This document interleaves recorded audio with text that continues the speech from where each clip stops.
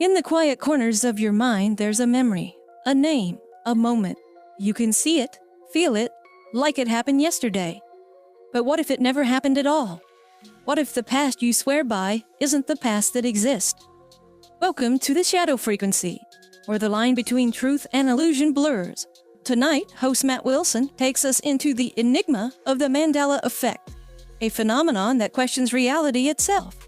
Is it a trick of the mind, a tear in the fabric of time, or proof that the world we know isn't the only one? Tune in if you dare as we chase the shadows of what might have been.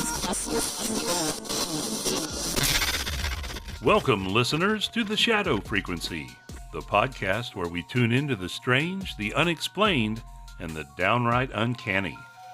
I'm your host, Matt Wilson, and this time we're diving headfirst into a phenomenon that's been bending minds and sparking debates across the globe, the Mandela effect. Have you ever sworn something happened one way only to find out the evidence says otherwise? Was it a glitch in your memory? Or something more? Grab your headphones, dim the lights, and let's explore the edges of reality together. Picture this. It's 2012 and people online start asking a question. Did Nelson Mandela, the iconic South African leader, die in prison back in the 80s? Thousands swear they remember it. Funeral footage, news reports, the whole deal, except Nelson Mandela didn't die in the 80s. He lived until 2013, passing away at 95. So why do so many people share this vivid collective false memory? That, my friends, is where the term Mandela effect was born. Coined by a paranormal researcher, Fiona Broome, and it's just the tip of the iceberg. The Mandela effect isn't just about one guy. It's a phenomenon where groups of people, sometimes millions, remember events, names, or details differently from what history or reality insists is true. Think about it. The Monopoly man? You see him in your mind, right? Top hat, monocle, cane. Except he doesn't have a monocle. Never did. Or how about the Berenstain Bears? You know, that cozy kids book series? A lot of folks swear it's spelled Berenstain with an EI, but no, it's Berenstain with an A. Small difference, sure, but why do so many of us remember it wrong? Now, I know what you're thinking. Matt, it's just a bad memory. People get stuff wrong all the time. Well, fair point. Our brains aren't perfect. They fill in gaps, mash details together. It's called confabulation. But here's where it gets weird. These aren't isolated slip-ups. Entire communities, strangers who's never met, share the exact same false memories. How do you explain that? Is it mass suggestion? Pulp culture mixing wires in our heads? Or is something else at play? Let's run through some classics. Star Wars fans, this one's for you. What does Darth Vader say to Luke in The Empire Strikes Back? Go ahead, say it out loud. Did you say, Luke, I am your father? Because that's what everyone quotes, right? Except he doesn't. The actual line is, no, I am your father. No Luke in there at all. I'll give you a second to let that sink in. Or how about this one? Fruit Loops cereal. F-R-U-I-T Loops, right? Makes sense. It's fruit flavored, except it's not. It's F-R-O-O-T Loops. Spelled like some whimsical nonsense word. When did that change? And don't get me started on Jif peanut butter. People swear it used to be Jiffy, but there's no evidence it ever was. These little shifts, they're everywhere once you start looking. A couple for me would be Tidy Cat cat litter. It has always been Tidy Cat. I've even seen ads that still exist, but apparently it's always been Tidy Cats. That's strange. And this one, the movie Moonraker with Roger Moore, the James Bond movie.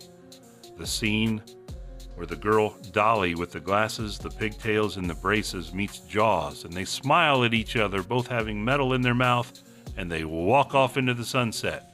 Problem is, if you go back and watch that movie now, she doesn't have braces, never did. And, so figure that out. The scene doesn't even make sense. So what's causing this? Theory number one, faulty memory. Psychologists say our brains love patterns. If you see Mr. Peanut with a monocle, and he does have one, it's easy to slap one on the Monopoly man, too. Same with Luke, I am your father. It's catchier, so it sticks, but that doesn't explain the scale. Why do millions of unrelated people misremember the same details? Theory number 2, and buckle up because this is where it gets wild. Parallel universes. Yep, you heard me. Some folks believe the Mandela effect is evidence of timelines colliding. Quantum physics tell us that multiple realities could exist, right? What if we're slipping between them? One day Mandela dies in the 80s, the next he doesn't. One day it's Berenstein with an EI, the next it's Berenstain with an A. Maybe CERN's Large Hadron Collider is punching holes in reality and we're just all along for the ride. I'll admit that sounds like a sci-fi on steroids, but there's a creepy elegance to it. Imagine you're driving down a highway and the road splits. You take one path, but somehow you've got memories from the other. Could that explain why some people remember a movie called Shazam starring Sinbad the comedian as a genie? Spoiler, it doesn't exist. There's Kazam with Shaq, sure, but no Shazam, yet thousands swear they've seen it, VHS cover and all. Let's take a quick break from the multiverse and try Theory 3, simulation glitches. If you're into the idea that we're all living in a giant computer program like the Matrix, the Mandela effect could be the code messing up. A programmer tweaks a line and suddenly Kit Kat has no hyphen anymore. Did you know that? It's Kit Kat, no dash. I could have sworn there was one. Maybe the simulation's developers are just bad at proofreading? Okay, let's ground this a bit. There's a simpler take, social contagion. One person misremembers something, posts it online, and it spreads like wildfire. Next thing you know, everyone's convinced Oscar Mayer is spelled M-E-Y-E-R when it's actually M-A-Y-E-R. The internet's memory echo chamber. It amplifies mistakes. But even that doesn't fully explain the pre-internet examples like Mandela's death.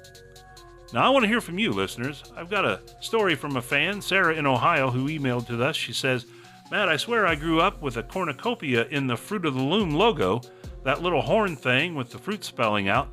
My brother remembers it too, but now it's just fruit, no cornucopia. I feel like I'm losing my mind. Sarah, you're not alone. That cornucopia is a Mandela effect all-star. Tons of people remember it, but the company says it never existed. Stories like Sarah's hit me hard because it's not just trivia, it's personal. These are memories tied to childhood, to moments that shaped us when reality says, nope, that didn't happen. It's unsettling. Are we wrong, or is it reality? Let's dig deeper. Some researchers tie the Mandela effect to something called false memory implantation. In experiments, they've convinced people they experienced events that never happened, like spilling punch at a wedding, just by suggesting it enough times. But here's the kicker.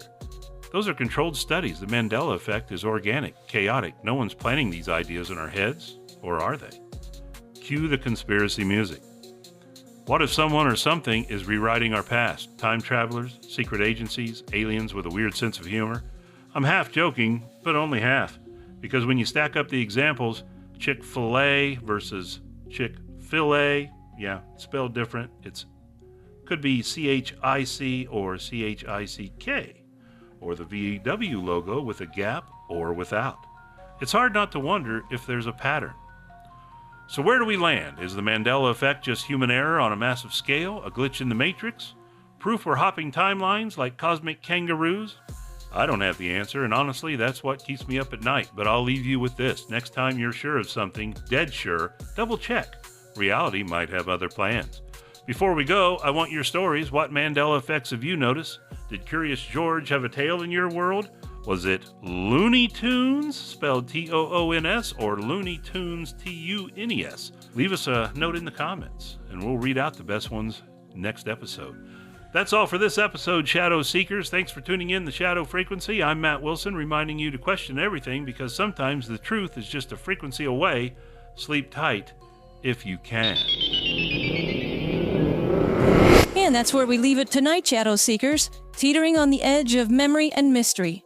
The Mandela effect might just be a glitch in our heads or a whisper from a world we can't quite see. Thanks for joining us this ride into the unknown. If you enjoyed tonight's dive, don't forget to like and subscribe wherever you're listening so you never miss a frequency. Got a story of your own?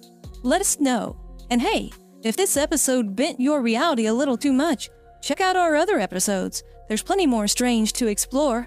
Thanks for joining us. We're now signing off from the Shadow Frequency. Keep questioning and keep listening.